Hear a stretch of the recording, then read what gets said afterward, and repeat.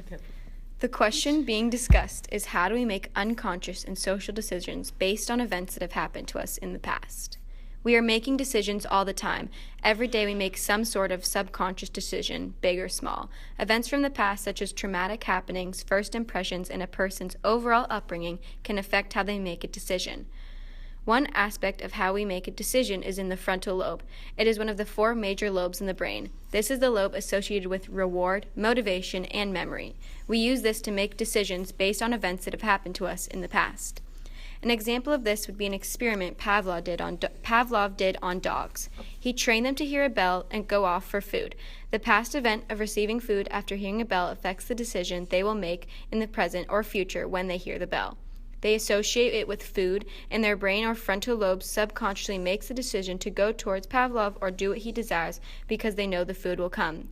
Even if they did not receive the food, they would still come to him. This is the reward system in the frontal lobe. One feels what it's like to be rewarded and continues to make unconscious decisions based on this feeling. Examples of social decisions that are unconscious and automatic are in The Truman Show and Small Boy. Truman has an extremely crafted reality, and his decisions may be unconscious, but those around him did not make unconscious decisions. The fact that those people's decisions were not genuine and raw affected how Truman made decisions. He had a set and fit reality for his life, so he would make decisions. Past events that were fake and crafted affected how he decided on choices in the present and future. Another example of this would be in the poem Small Boy by Mark Smith. The poem is about a boy and his father.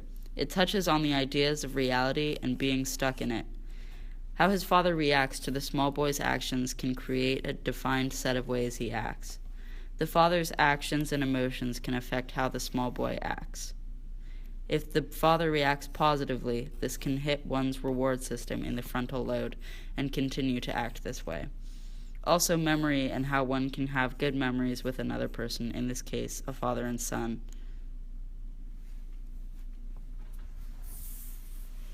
Another way you can make an unconscious decision is telling yourself a way to think and feel. If you wake up and tell yourself you're going to have a bad day, you're bound to have a bad day and feel as if every moment is bad or an annoying moment. Negative emotions and thoughts will taint one's day, an average or even good day seeming so bad because of negative energy.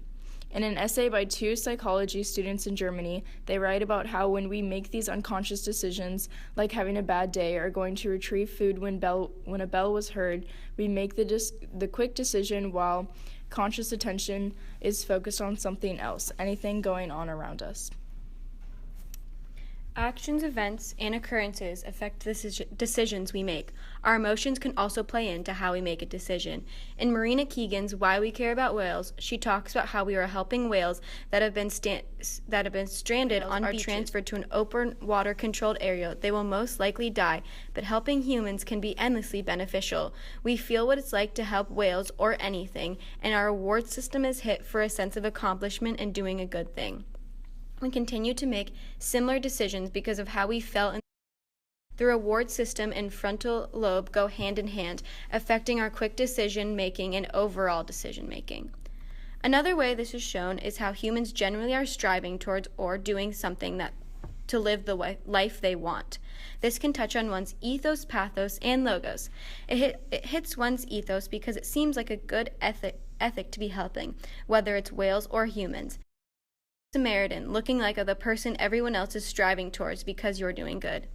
It touches on pathos because it makes us feel good. We make decisions, and then when the reward system gives us a good feeling, humans generally want that feeling again. It touches on logos because it's seemingly logical to help whales, even if it might be more logical to be helping humans who are suffering around you. The way we interact with people and past interactions are a combination of concealed notions and actual situations that have been experienced. There is a web of knowledge that influences the way we live and the reasons why we collaborate and create relationships with others in our lives. An example of someone who struggled with this was Holden Caulfield in Catcher in the Rye. He struggled to make and keep relationships with those in his life, and this could have been because of past experiences in his life with a combination of how it shaped him. Another aspect was his sister Brother. Allie, who died when her was kids. The term catcher in the rye is about catching children who have fallen and could die. This idea is his, with the combination of death, could strongly affect how he interacts with people and how he makes quick decisions because of trauma he's been through.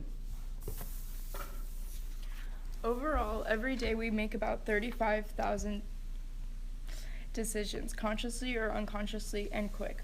The frontal lobe will affect our decision making, whether conscious or unconscious. But what's pushing the frontal lobe into making our decisions is past events and how they have shaped each and every one of us into the humans we are in the present day. One way we can really shape ourselves and push our own frontal lobe to make a decision has to do with dictating your own life. You can make decisions on who you are and how others see you, or subconsciously, to allow yourself to make your appearance and personality how you want to be perceived. We consider how others see us along with many subconscious judgments of yourself and others. One interaction that vastly sways how we see people is first impressions. We meet a person one time and base how we feel about them on that one time. There could be so much more to them, but the brain makes that decision to base it off this one interaction. One way we could judge is if you are meeting someone for the first time and they say something you do not agree with. Things could be going great up until then, but the brain could take that one or two statements and base the experience off of those two things. Overall, the human experience at what it means to be human is highly influenced making because of how the reward system highly influences how we make those quick decisions, and those and logos can come into play so often. Decision making and our frontal lobe greatly influence not only but human experience because of reality and decision making, and also how memory can affect on the spot deciding when it's needed. Secondly, it affects how we interact with those around us. The decision making of how we act and decide to do things we do is all a part of who we are and how we got there. The overarching question of how decision-making relating to what it means to be human can relate to making your own decisions about what your life is going to be and self-dictating in order to control yourself and push the frontal lobe to be making a decision to have that good day or believe someone had a good first impression.